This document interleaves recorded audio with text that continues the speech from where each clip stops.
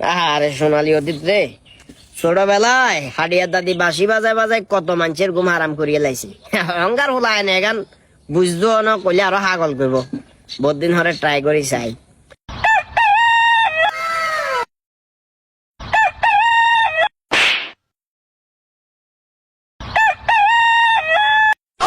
কি রে কাকা, হ্যাঁ, কি বাজান আপনি? বাঁশি বাজাইয়ের চা বাজানছেন? এই কি এরা বুঝলেন না, বাজাইয়ের বাঁশি কিন্তু কুকুরের কোথাও আওয়াজ কন্টেত নর, বাঁশি তো নর না সাইডের কোনকে কর চা বাজাছে? সাহেব বাজাইছে আছে বাতিছে। কি এর তুই বাজরে দিয়ে কত সুন্দর করে আওয়াজ চাই, আরে দেশে আরেকবার বাজাই চাই।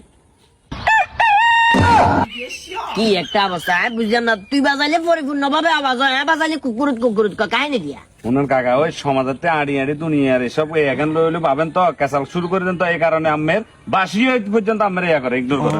শালার পুতের পাশে বাজাইতাম না।